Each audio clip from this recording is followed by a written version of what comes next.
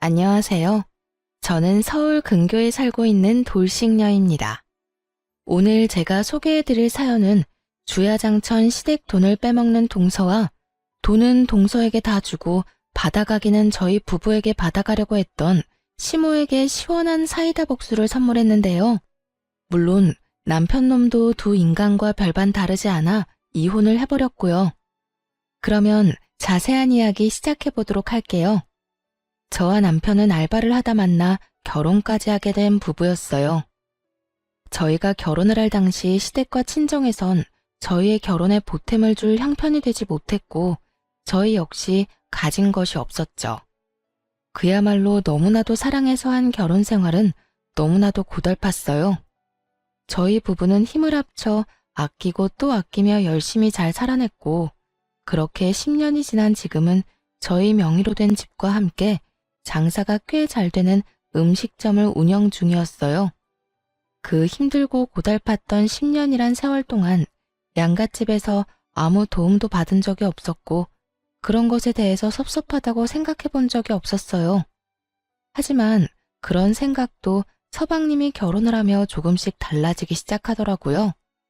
서방님과 결혼을 한 여자, 즉 동서는 치과 의사였는데 결혼 전에도 그랬지만 결혼을 하고 나니 더욱 본격적으로 시모에게 알랑방귀를 끼어대더라고요. 어머님, 저 왔어요. 그래, 우리 둘째 아가 왔니? 바쁜데 어떻게 이렇게 일찍 왔어? 오늘 어머님 댁 모이는 날이라 진료 빨리 끝냈어요. 아참, 이거 제가 어머님 드리려고 만들어 온 반찬인데 입맛에 맞지 않으시더라도 맛있게 드셔주세요. 어머나, 그렇지 않아도 환자 때문에 바쁜 애가 언제 이런 걸 또 만들었대? 고맙다 고마워. 잘 먹으마. 누가 보아도 반찬집에서 산 반찬을 통에 담아온 것인데 시모는 큰 감동을 한 사람처럼 동서의 손까지 잡으며 고맙다고 하더라고요.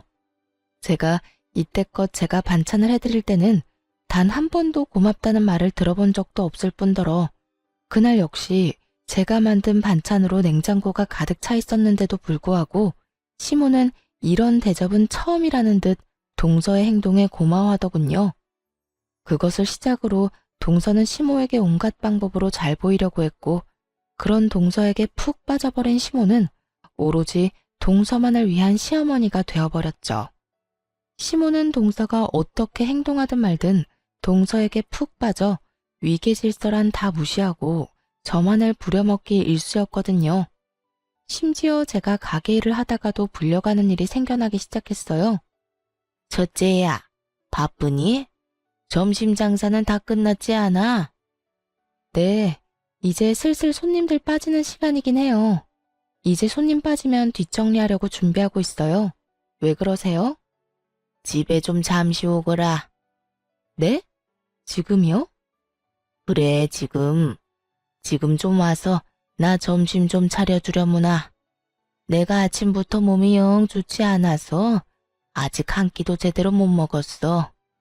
아까 둘째랑도 통화했는데 내 목소리가 좋지 않다면서 조금 있다가 집에 온다고 했으니 너도 좀 와서 우리 먹을 것 좀 차려줘. 온 김에 둘째 얼굴도 보고 겸사겸사 얼마나 좋니? 겸사겸사 누구에게 좋은지 모르겠지만 시모는 무슨 일만 생기면 겸사겸사 다 좋다며 저를 시댁으로 불러댔고 저는 하는 수 없이 시댁에 가곤 했죠. 다른 것도 아니라 매번 몸이 아프다는데 안 간다고 딱 자르기도 곤란하기도 했으니까요. 다정한 시모는 아니었지만 그렇다고 해서 이런 식으로 일하는 사람을 왔다 갔다 하게 만드는 사람은 아니었는데 동서와 가까워진 시모는 저를 거의 종부리듯 부려먹기 시작하더라고요. 사실 남편은 저희가 힘든 시절에도 효자이기로는 둘째가라면 서러운 사람이었거든요. 그렇기에 이런 시모의 행동에도 아무 말이 없었고 저 역시 남편에게 말해봤자 입 아플 것이 뻔해 굳이 왈가왈부하지 않았었는데요. 하지만 이렇게 잘 참아내던 저도 폭발하고야 마는 일이 일어났어요.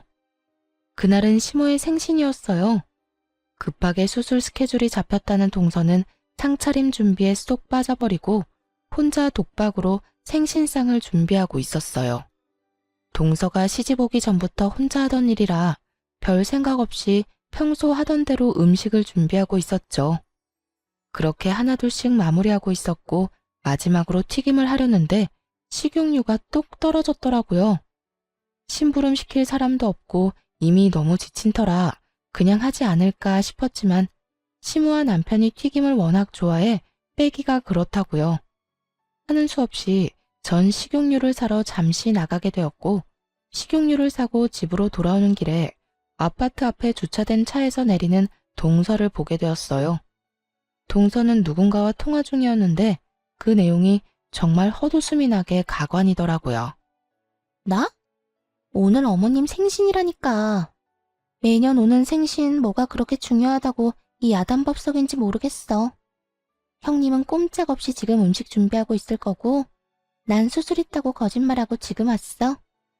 오늘 오전 진료만 있는 날인데 누가 알기나 하겠어? 하여튼 그냥 밖에서 간단하게 밥이나 먹고 헤어지면 되지. 이게 무슨 사서고생인가 몰라. 말이야 바른 말이라고.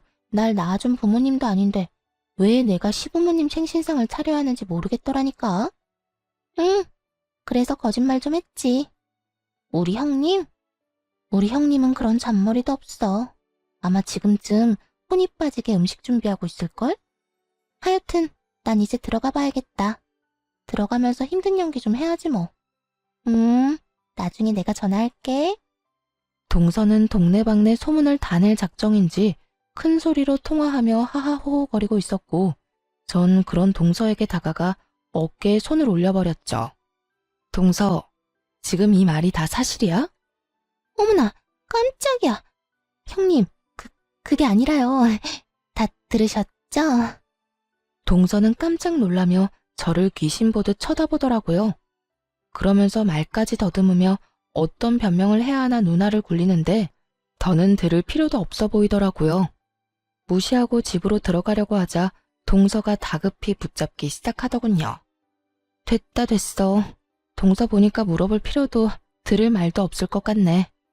아직 해야 할 일 많아서 나 먼저 들어가 볼게. 아니, 형님, 잠시만요. 그게... 죄송해요. 형님만 독박으로 고생시킬 생각은 아니었는데 어쩌다 보니까 이렇게 됐어요. 그러니까 제발 어머님께 이야기하지 말아주세요. 형님도 어머님 성격 잘 아시잖아요. 이 사실 알면 아마 모르긴 몰라도 저는 인간 취급도 안 해주실 거라고요. 제발요. 네? 동서는 손이 발이 되게 빌며 부탁하기 시작했고 애초에 시모에게 말할 생각도 없었던 저는 이 일을 기회로 만들면 좋을 것 같더라고요. 나도 잘 알지. 우리 어머님 보기보다 속도 엄청 좁으신데 한번 괴롭히기 시작하면 온갖 잡일은 다 시키시는 거. 동서 말대로 동서가 방금 한 말 그대로 어머님께 말하면 동서는 앞으로 결혼 생활이 고달파질 거야. 그러니까요, 형님. 같은 며느리끼리 돕고 살아요. 앞으로 제가 정말 잘할게요. 그래? 잘하겠다고? 그래, 그러면 앞으로 동서가 얼마나 잘하는지 한번 지켜보고 어떻게 할지 결정할게. 앞으로 잘 부탁해, 동서. 그날 동서는 제 입이 무섭긴 무서웠는지 남은 음식부터 시작해서 뒷정리까지 혼자 다 하더라고요. 도우려는 저를 한사코 말리면서까지 말이죠. 그렇게 한동안 동서는 제 비위를 맞추는가 싶더니 얼마 지나지 않아 다시 본연의 모습으로 돌아갔고 다 지나간 일 이제 와서 다 밝혀봤자 뭐하나 싶어 저도 그냥 없는 일로 생각하며 넘어가게 되었습니다. 동서는 또다시 시모의 입안에 혀처럼 굴기 시작했고 그런 동서의 행동이 눈에 거슬린다 싶을 때쯤 동서에게 좋은 소식이 들려왔어요. 그건 바로 동서의 개원 소식이었죠. 동서는 페이닥터로 일을 하고 있었는데 갑작스럽게 개원을 하게 되었다며 들뜬 목소리로 개원 소식을 알려오더라고요.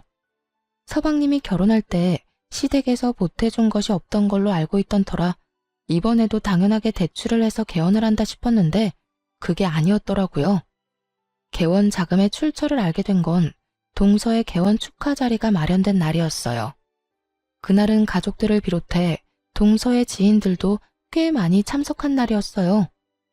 한참을 병원을 둘러보던 전 화장실에 가게 되었고 화장실에서 동서의 지인들이 나누는 대화를 듣게 된 것이었죠.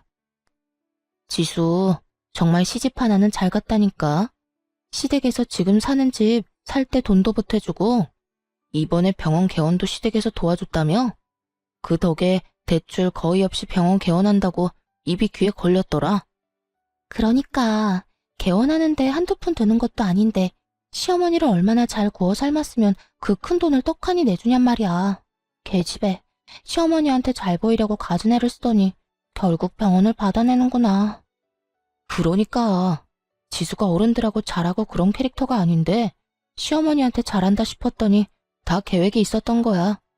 이런 점은 우리가 배워야 한다니까. 이랬든 저랬든 떡하니 병원 개원하는 것 좀 봐. 정말 기가 막히더라고요. 저희가 그렇게 힘든 세월을 견뎌낼 때도 저희에게 돈 100원 한 번 준 적 없던 시모였는데 적어도 몇 억이 되는 돈을 턱하니 내놓았다고 하니 속이 쓰릴 수밖에 없더라고요. 물론 자기 돈이니 어떻게 쓰든 그건 시모 마음이겠죠. 하지만 집안의 온갖 행사와 잡일은 장남인 남편과 맏며느리인 저한테 시킬 땐 언제고 막상 지원은 차남인 서방님과 놀고 먹는 동서에게 다 해주고 있었다니 진심으로 섭섭하더라고요. 모든 사실을 알게 된 저는 개원 축하 자리도 잊은 채 서둘러 돌아와 버렸고 저녁이 되어서야 집으로 돌아온 남편은 갑자기 사라진 저에게 화를 내기 시작하더군요. 당신 갑자기 사라져서 어딜 갔나 했더니 집에 와 있었어? 이게 뭐 하는 짓이야? 다들 당신 얼마나 찾았는지 알아? 찾기는 무슨. 그렇게 찾았다는 사람들이 전화 한 통이 없더라. 그나저나 당신 알고 있었어? 서방님 신혼집 구할 때도 그렇고 이번에 동선에 병원 개원할 때도 돈 줬다고 하더라. 개원은 거의 어머님 돈으로 한 거라고 하던데 제 말을 들으면 깜짝 놀랄 것이라고 생각했는데 제 예상과는 달리 남편의 반응은 평온 그 자체였어요. 전 직감적으로 남편이 이미 모든 사실을 알고 있음을 눈치챘어요. 그래? 그런데 당신은 그걸 어떻게 알았어? 나야 어쩌다 보니. 그런데 당신 반응 보니까 당신도 알고 있었던 눈치다? 언제부터 알고 있었던 거야? 왜 나한텐 말 안 했어? 저의 닭달의 남편은 태연한 얼굴로 저를 쳐다보지도 않고 이렇게 말을 하더군요. 중요한 문제도 아니고 해서 말한다는 걸 잊었어. 굳이 말할 필요도 없는 문제라고 생각했고. 남편의 말을 듣는데 섭섭함이 가득 차오르더라고요. 저희가 가게를 열 당시 아무리 끌어다 모아도 돈이 조금 부족해 시모에게 조금만 도와달라며 부탁을 드린 적이 있었는데 단칼에 그런 돈은 절대 없다며 난색을 보이던 시모의 얼굴이 떠오르며 그 섭섭함은 곱절이 돼버렸어요. 이게 무슨 경우야? 당신은 안 섭섭해? 나만 섭섭한 거야? 시댁에서 일어나는 크고 작은 일은 나랑 당신이 다 하는데 돈은 서방님하고 동서가 다 받아간다고? 이 사실이 나만 섭섭한 거야? 당신은 기억도 안 나? 우리 가게 열 때 돈 몇백 없어서 어머님한테 빌려달라고 했는데 단칼에 거절당한 거. 심지어 그냥 달라는 것도 아니고 바로 갚아드린다고도 했었고 그 전에는 어머님께 용돈을 드리면 드렸지 도와달라고 단 한 번도 말씀드린 적도 없었어. 그런 우리한테는 고민도 없이 없다고 했던 분이 어머님이라고. 섭섭할 게 뭐가 있어. 엄마 돈을 엄마가 어디에 쓰든 그건 엄마 마음인데. 당신이야말로 지금 이상한 거 알아? 왜 이렇게 흥분을 한 거야? 당신 혹시 우리 집 돈이라도 노리고 이때껏 맏며느리 노릇한 거야? 왜 이렇게 흥분을 했냐고? 지나가는 사람 붙잡고 물어봐. 내가 흥분 안 하게 생겼나? 그리고 당신 집에 내가 노릴 만한 돈이 있는지도 난 몰랐다고. 난 그저 지금 내가 이렇게 섭섭한 마음에 공감하고 이해해달라는 것뿐이야. 그런데 당신은 그 쉬운 거 하나 못 해주고 그저 날 이상한 사람으로 몰아가잖아. 사람인지라 일은 일대로 하고 시집살이는 시집살이대로 당했는데 도움은 애먼 사람이 다 받았다고 생각하니 심사가 뒤틀리긴 하더라고요.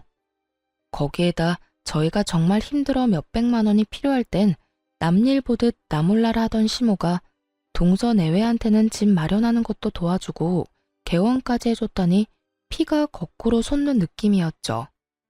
그래서 예전에는 우릴 도와줄 그 큰 돈이 없었을 수도 있다며 애써 생각을 삼켰죠. 그리고 돈이 갑자기 하늘에서 뚝 떨어져 동선에는 도와줬을 수도 있다며 마음을 달랬지만 남편이 저런 식으로 나오는 건 어떤 식으로 달래봐도 달래지지가 않더라고요. 제가 막말로 시모에게 가서 돈을 받아오라는 것도 아니고 그저 이 속상함과 섭섭함을 공감해달라는 것뿐인데 시댁 일엔 그릇 하나 깨졌대도 큰일 났다며 난리를 부리는 사람이 정작 이런 일엔 제 감정 하나 공감해주지 못하니 정말 화가 다 나더라고요. 저는 여전히 씩씩거리며 남편에게 따져 물었고 남편은 여전히 그런 제가 전혀 이해되지 않는다는 듯 저를 그저 돈만 밝히는 속물로 몰아가더군요. 공감, 이해, 그런 게 뭐라고 이 난리를 부리는지 모르겠네. 당신은 아직 그런 감정이 중요해? 난 사는 게 워낙 힘들어서 그런 감정도 다 무뎌지고 없다 없어. 어찌 되었든 엄마가 우리한테 금전적으로 도움 달라고 하지 않는 것만 해도 다행이라고 생각하고 살아. 재수씨 개원해서 잘 되면 엄마한테도 잘할 거고 그러면 우리한테도 좋은 거 아니야? 다 좋은 게 좋은 거다 생각하란 말이야. 공감, 이해를 모른다는 사람이 시댁에 무슨 일만 일어나면 전쟁이라도 일어난 것처럼 그렇게 호들갑을 떨어? 당신 진짜 이중자 때 대박이다. 당신이랑 나랑 결혼 생활만 10년인데 난 당신이 이런 사람인 줄 오늘 처음 알았네? 남편은 제 말에 아무런 대꾸도 없이 하던 일을 해버렸고 전 10년 만에 처음으로 남편이 낯설게 느껴지며 거리감이라는 것이 생기더라고요. 거기에다 지난 10년의 세월 동안 내가 누굴 믿고 그 힘든 세월을 이겨냈나 하는 회의감마저 들더라고요. 그렇게 단순히 시모에 대한 섭섭함에서 시작된 작은 일은 남편이 오로지 시모만을 생각하고 위한다는 것을 알게 된 계기가 되었죠. 저와 남편의 사이가 이렇게 서먹해지는 사이 동서의 치과는 개원하기가 무섭게 자리를 잡고 있었어요. 동서는 막대한 광고비를 들여 치과를 홍보하기 시작했고 거기에다 실력이 뛰어난 페이닥터를 영입했다는 이야기도 들려오더라고요. 씁쓸하긴 했지만 쫄딱 망하는 것보단 여러모로 다행인 일이니 좋은 마음으로 동서의 앞날을 응원하며 저 역시 제 가게에 힘쓰고 있었어요. 늘 그러했듯 남 도움을 바라지 않고 스스로 잘 살아내보자 다시 한번 의지를 불태웠던 것이었죠. 그런데 이쯤부터 돈이 계속 빈다는 느낌이 있더라고요. 가게를 운영하다 보면 돈이 딱 맞아떨어지는 달이 적긴 하지만 그 차이액이 크진 않았는데 이쯤부턴 꽤 큰 금액이 빈다는 느낌이 있었어요. 돈 관리는 저보다 훨씬 꼼꼼하고 계산이 바른 남편이 하고 있었던 터라 저는 대충 계산을 했는데도 크게 빈다는 느낌이 들었고 전 정기 휴무를 기다렸다가 본격적으로 계산을 해보게 되었죠. 아니나 다를까 제 느낌대로 몇 달째 돈이 비고 있었고 전 돈 관리를 하던 남편에게 이게 무슨 일인지 물어보았어요. 여보, 이게 뭐야? 몇 달째 왜 이 큰 금액이 비는 거야? 크게 차이나도 50만 원 넘긴 적이 몇 번 없었는데 이건 너무 많이 비는데? 당신도 알고 있었어? 생각보다 많이 비는 금액에 깜짝 놀라 남편에게 묻고 있는데 남편은 그런 저와는 상반되게 아주 태연한 모습으로 이렇게 말하더군요. 그거? 우리 집에 좀 줬어. 나도 알고 있으니까 당신은 신경 쓰지 마. 순간적으로 너무 어이가 없어 말도 나오지 않더라고요. 남편 혼자 번 돈도 아니고 함께 발바닥에 땀이 나게 노력해서 번 돈을 저에게 한마디 상의도 없이 그것도 몇 달째 주고 있다니요. 심지어 남편의 말투로 미루어 볼 때 단발적으로 끝내는 것이 아닌 앞으로 계속 이 큰 금액을 주겠다는 말로 들리더군요. 뭐? 어머님을 드렸다고? 왜? 아니, 이유 불문하고 이런 일은 나한테 상의는 했어야지. 이렇게 큰 금액을 계속 주고 있으면서 왜 나한테 말도 안 한 거야? 어차피 줘야 할 돈 당신한테 말해봤자 이렇게 난리밖에 더 피워? 난리를 피우더라도 당연히 상의는 했어야지. 도대체 당신한테 나는 뭐야? 그저 열심히 일해주는 식당 아줌마야? 그렇지 않고서야 어떻게 나를 이렇게까지 무시를 해? 내가 당신이 이럴까봐 아무 말도 안 한 거야. 부모한테 잘하는 게 이렇게까지 난리를 부릴 일이야? 우리 엄마 집 담보대출까지 받아서 재수씨 도와줬다고 하더라. 그런데 재수씨 병원이 생각보다 어려워서 대출금 갚아줄 여력이 안 된다고 하는데 어쩌겠어? 형편되는 내가 도와드려야지. 남편의 말을 듣고 있는데 정말 어이가 없더라고요. 동서의 병원엔 이미 2달 예약이 다 찼다는 소문이 자자한데 아무것도 모르는 시모와 남편은 동서한테 감쪽같이 속아 M1 피해를 보고 있는 상황이었어요. 동선의 병원이 힘들어? 참나. 그렇게 큰 돈을 내줄 거면 제대로 알아보기나 했어야지. 동선의 병원 지금 예약이 1달 넘게 밀려 있다고. 알지도 못하면서 어머님이나 당신이나 다 속고 있다 이 말이야. 환자가 많다고 다 돈 버는 것도 아니고 이리저리 쓸 일이 많겠지. 설마 재수씨가 돈이 있으면서 엄마를 모른 척하는 거겠어? 아, 됐어. 그냥 우리 형편이 어려운 것도 아니고 그냥 좀 도와드리자. 당신 기억 안 나? 어머님이 우리한테 도와달라 안 하는 게 어디냐고 한 말. 그렇게 말하면서 어머님이 누굴 도와주든 상관하지 말자고 하더니 지금은 형편되는 사람이 도와주자고? 지금 그걸 말이라고 해? 어머님이 우리가 힘들 때 도와주신 것도 아니고 하물며 지금 그 돈도 어머님을 위해 쓴 돈도 아니잖아. 그 돈 다 동서한테 투자한 돈이고 당신이 그렇게 계속 대출금 갚아주면 우리가 힘들게 번 돈으로 동서 개원시켜준 거밖에 더 돼? 그렇게 되면 뭐가 또 어때서 이러는 거야. 가족끼리 힘들 때 좀 도와주면 되는 거지. 당신 이렇게 돈 하는 여자였어? 정말 실망이다. 나야말로 실망이야.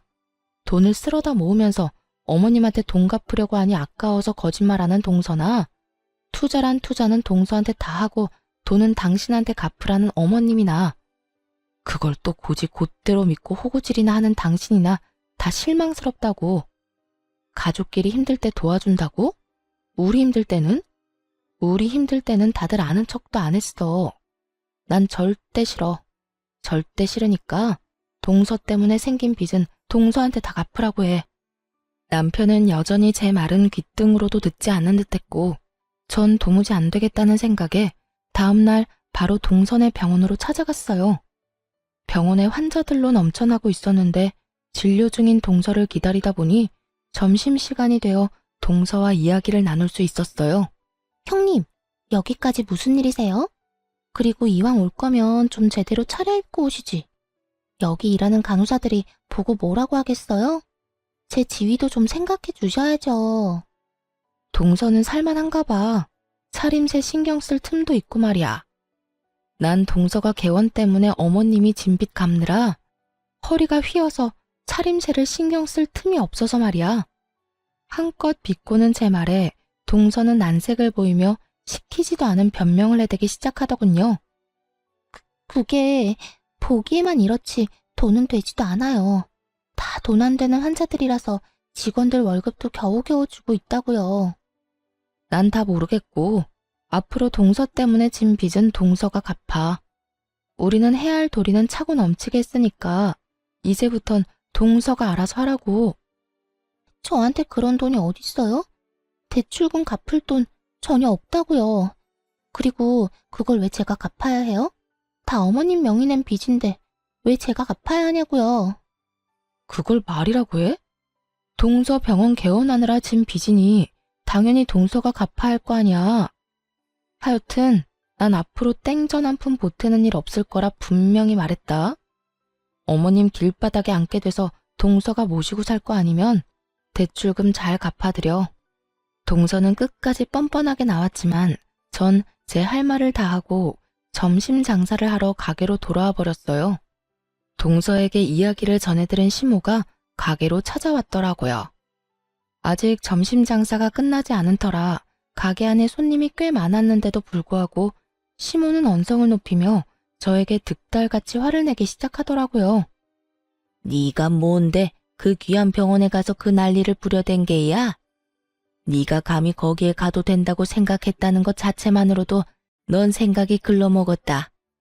그리고 내 아들이 번 돈으로 다른 사람도 아닌 날 돕겠다는데 네가 무슨 상관이야? 네가 뭔데 된다 안 된다 말을 해대고 다니냔 말이야?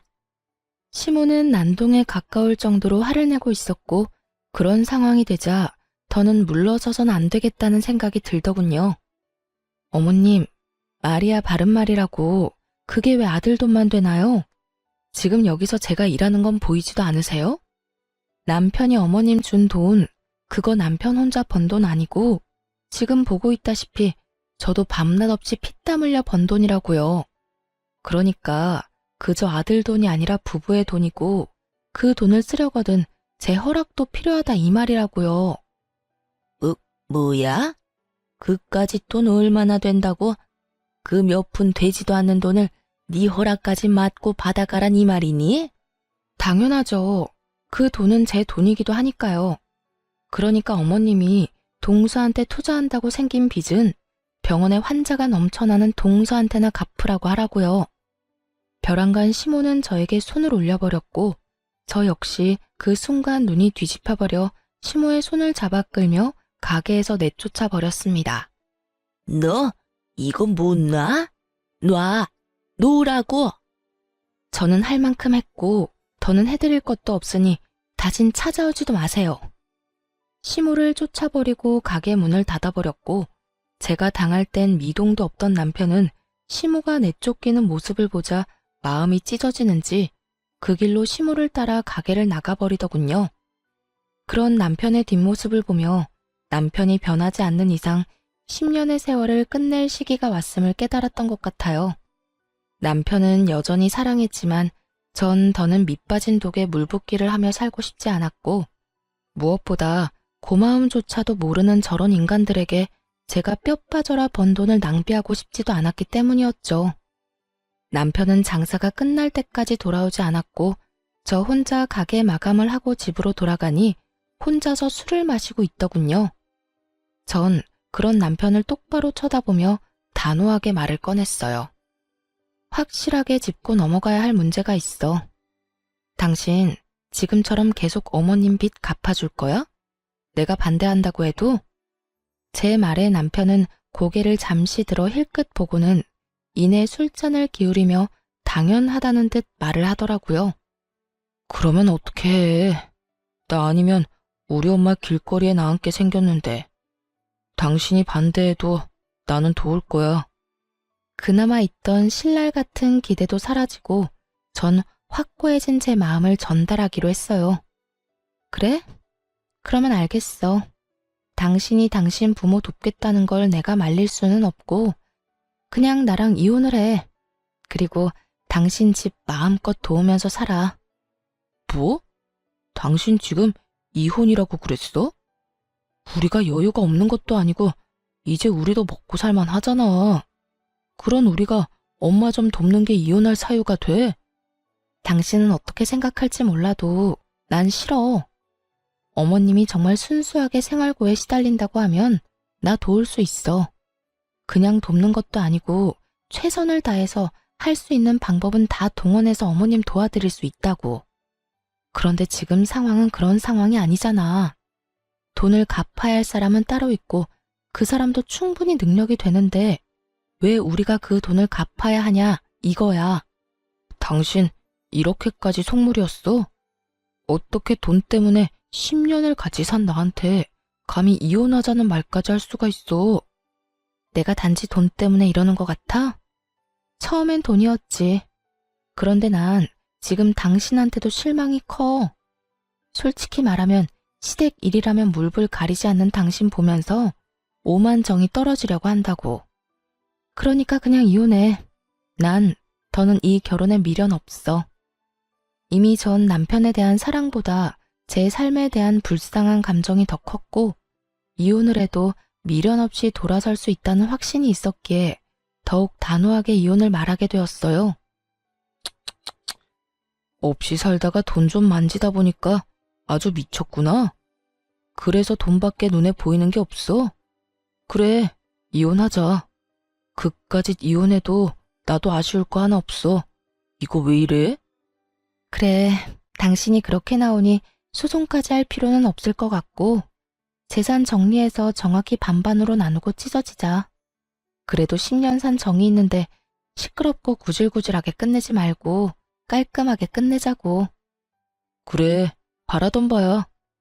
10년의 세월이 무색하리만큼 저와 남편은 이렇게 간단하게 이혼을 하게 되었고, 가게를 비롯해 모든 재산은 정리해 정확히 반반으로 나누고 저흰 각자의 길을 가게 되었습니다. 이혼을 할 당시 전 남편은 저에게 본인이 전 시댁의 식구들한테 말할 테니 한동안은 아무 말도 말아달라는 마지막 부탁을 하더라고요. 전 굳이 그 사람들과 말을 섞고 싶지 않아 알겠다고 말했죠. 그렇게 모든 정리를 하고 새 출발을 시작했죠. 마음이 아프지 않았다고 하면 거짓말일 테고 마음이 아프기도 했고 제 예상보다 많이 미련이 남은 것도 사실이었어요. 하지만 미련 때문에 전 남편과 계속 부부관계를 유지하기엔 다른 사람 좋은 일만 시킬 앞날이 뻔했고, 무엇보다 시댁을 향한 전 남편의 무조건적인 태도에 질릴 대로 질렸거든요. 마음 굳건히 먹고 제 앞날만을 보며 살기 시작했어요. 이혼을 하고 난 후 저는 다른 동네에서 새 가게를 차리게 되었고, 레시피는 제 머릿속에 다 있었던 터라 점점 파리만 날린다는 전 남편의 가게와는 달리 제 가게는 소문에 소문을 타고 점점 더 장사가 잘 되어가고 있었죠. 점점 가게가 바빠지자 혼자로선 감당이 안 되었고 다른 사람을 믿을 수가 없어 남동생까지 불러 홀을 맡기고 전 주방 일을 보곤 했어요. 그렇게 전 이혼에 대한 아픔을 이겨내고 다시 새 출발을 잘 하고 있었습니다. 그러던 어느 날 한 손에 짐을 든 전 시모와 함께 동서까지 가게로 찾아온 것이 아니겠어요? 이혼한 지가 언젠데 왜 찾아왔나 싶어 쳐다보고 있으니 동서가 한숨을 푹 내쉬며 입을 열더군요. 아, 어머님 집 결국 경매로 넘어가게 됐어요. 장사가 이렇게 잘 되는데 무슨 돈이 없다고 그리도 오는 소리를 해대신 건지. 어쨌든 형님네가 대출금 안 갚아줘서 이렇게 된 거니까 형님이 책임지세요. 보아하니 돈방석에 앉으신 것 같으니 형님이 어머님 모시고 사시든지 아니면 집을 마련해 주시든지 알아서 하라고요. 뭐라고? 그게 무슨 말이야? 왜 내가 나랑 상관도 없는 사람을 모셔야 해? 이 집 효자 장남은 어쩌고 나한테 왔냐고.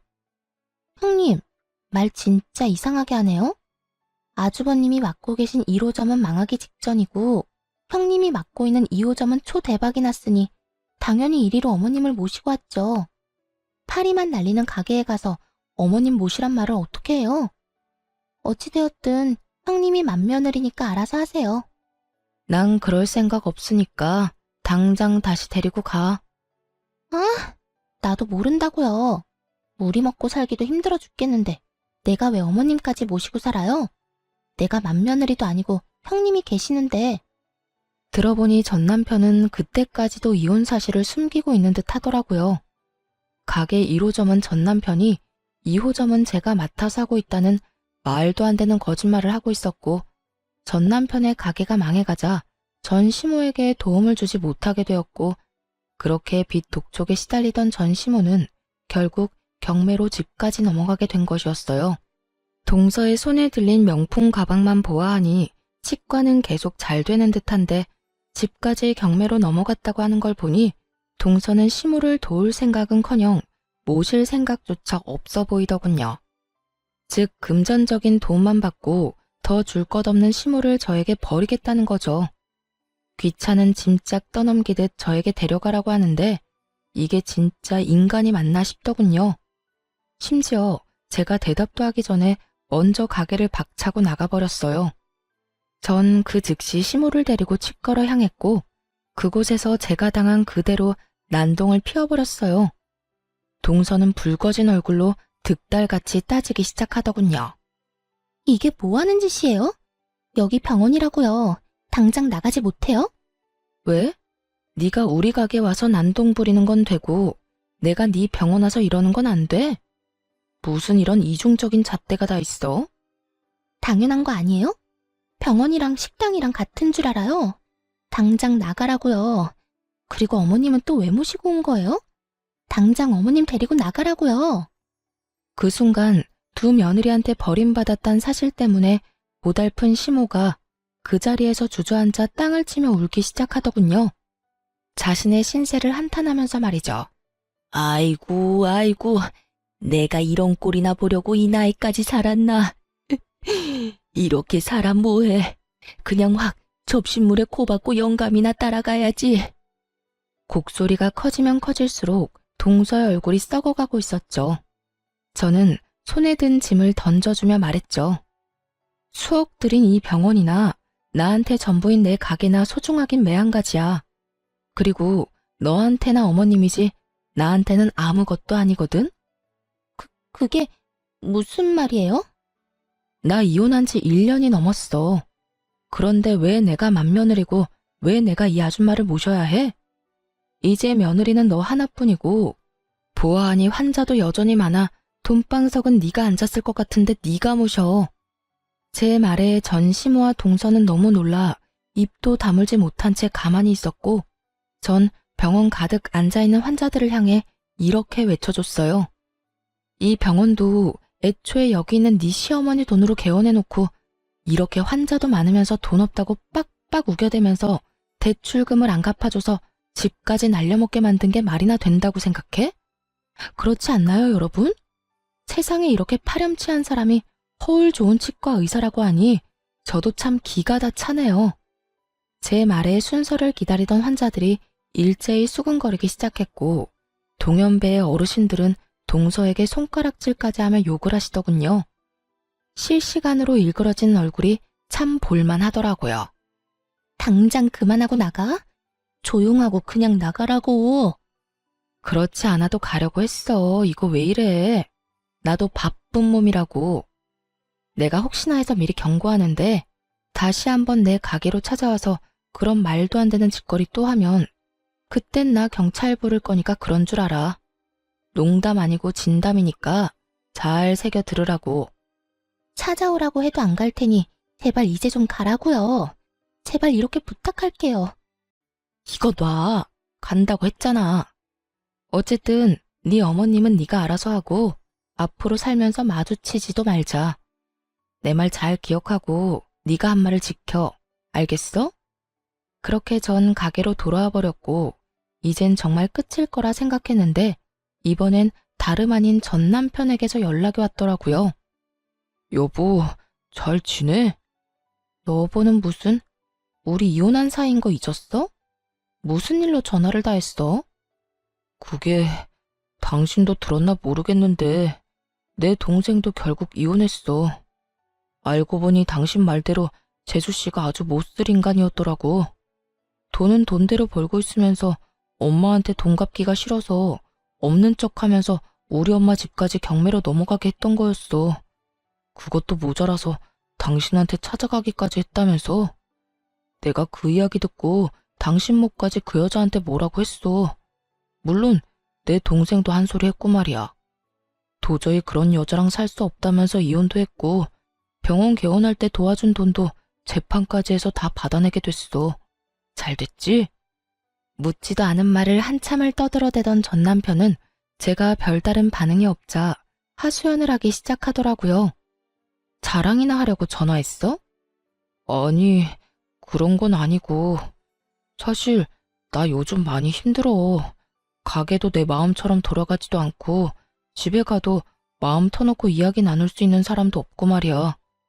가게에 파리만 날려서 마음이 힘든 것보다 외롭고 공허한 마음에서 오는 심적인 스트레스가 너무 심한 것 같아. 정말 눈물 없인 들을 수 없는 하소연이더군요. 그러게 있을 때 잘하지. 왜 이제 와서 이런 우는 소리를 해대나 이해가 되지 않았어요. 그래서 하고 싶은 말이 뭔데? 당신답지 않게 빙빙 돌리지 말고 용건이나 빨리 하고 전화 끊어. 그게 그래서 하는 말인데 우리 다시 합치면 안 될까? 나 아무래도 당신 없이 사는 건 너무 힘들 것 같아. 당신이 있었기에 이 정도로 살았던 건데 그걸 너무 늦게야 깨달았어. 난 당신이 뒤에서 밀어주고 앞에서 끌어줘야 하는 사람인데 당신이 그렇게 가버리고 나니까 나란 인간은 아무것도 할 수가 없더라. 내가 그땐 정말 미안했어. 당신이 틀린 말하는 사람도 아닌데 내가 너무 감정적으로 당신을 대했던 것 같아. 만약 당신이 한 번만 더 기회를 준다면 남은 삶은 당신만을 위해서 살게, 응? 기어코 전 남편의 입에선 재결합 이야기가 나오고 있었고 대충 예상을 했던 전 놀랍지도 않더군요. 그저 이렇게까지 뻔뻔한 인간이었다는 사실이 조금 놀라울 뿐이었죠. 당신이 후회한다고 돌아오라고 하면 내가 10년 세월을 생각해서 다시 돌아갈 거라고 생각했어? 난 당신한테 이혼하자고 하는 순간부터 내 인생에서 당신을 지웠어. 내가 만약 당신한테 조금이라도 미련이 있었다면 동서가 당신 엄마 데리고 우리 가게로 왔을 때 그런 식으로 당신 엄마를 동서 병원에 다시 데려다 놨을까? 당신은 그때도 날 몰랐지만 여전히 날 잘 모른다. 이런 남자인 줄도 모르고 10년 세월을 그 갖은 고생이란 고생은 다 하고 산 내가 바보 멍청인 거지. 여보, 내가 다 미안해. 앞으로는 나보다 당신을 더 생각하면서 살게. 엄마 돕는 것도 당신이 싫다고 하면 절대 안 할 거고 당신이 돈 관리도 다 해도 좋아. 난 당신이 주는 돈만 쓰면서 살아도 좋다고. 그러니까 제발 나 좀 받아줘. 잘 들어. 난 당신 같은 인간이랑 다시 부부로 살고 싶은 생각이 전혀 없어. 재결합할 생각은 전혀 없다. 이 말이야. 그러니까 재결합하자는 그딴 개소리는 제발 꺼내지도 마. 당장 재결합할 결심이 서지 않으면 그냥 곁에 두고 지켜봐 주는 것부터 시작하면 안 돼. 살림을 합치자는 게 아니라 그냥 날 직원으로라도 써줘. 들어보니 당신 가게 엄청나게 바쁘다고 하던데 일손 부족할 거 아니야. 그렇게 곁에 두고 지켜보면 내가 많이 변했다는 걸 당신도 알 수 있을 거야. 도대체 내 말을 어디로 듣고 있는 거야? 글쎄 난 당신 같은 인간이랑 뭘 더 하고 싶지 않다니까. 그 말에는 당신이랑 재결합하기 싫다는 건 물론이고 당신 얼굴은 보고 싶지도 않다는 말도 포함되어 있어. 난 당신이 이렇게까지 사연팔이를 하는 이 순간에도 당신한테 일말의 감정도 느껴지지 않고 동정심조차 생기지 않아. 그러니까 나한테 이렇게 구질구질하게 굴지 말고 당신 살 길은 당신이 알아서 찾아. 우리가 이혼했다는 사실을 잊지 말란 말이야. 그리고 마지막으로 하는 부탁인데 나한테 2번 다신 연락하지 마. 알겠어? 여보, 여보, 여보.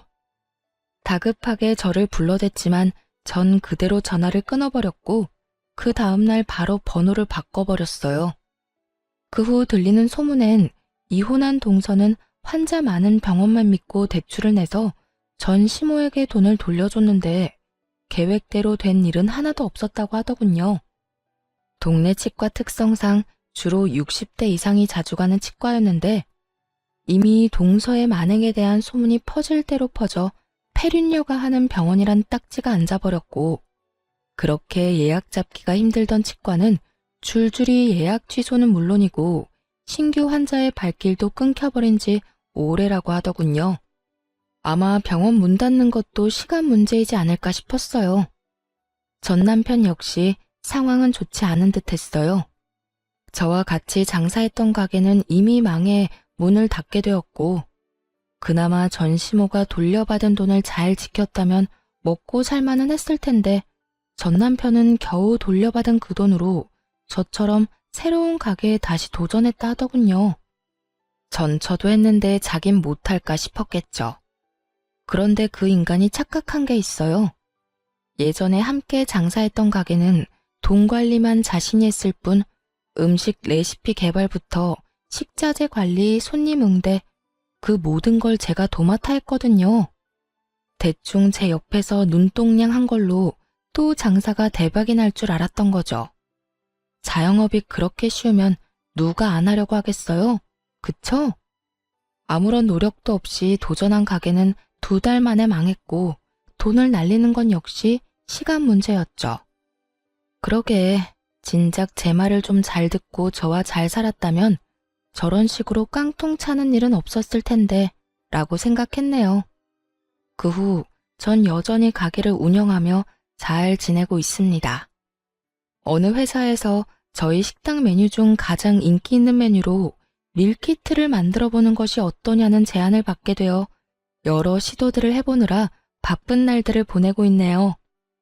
가게는 어느새 2호점까지 생기게 되었고 2호점은 남동생이 맡아 하고 있어요. 동생이 얼마나 열심히 하는지 어떤 날은 1호점 하루 매출을 넘기는 날도 있다니까요. 제 동생이지만 정말 대단하지 않나요? 저는 일이 너무 바빠 만나는 사람은 없지만 언제든 기회만 된다면 연애를 할 생각은 얼마든지 있어요. 이혼을 후회한 적도 분명히 있긴 했지만 지금은 제 생활과 제 삶이 너무나도 만족스러워 행복한 나날들을 지내고 있답니다. 이렇게 저의 긴 사연도 끝이 났네요. 긴 사연 끝까지 함께 해주신 모든 분 감사합니다. 모두 행복하세요.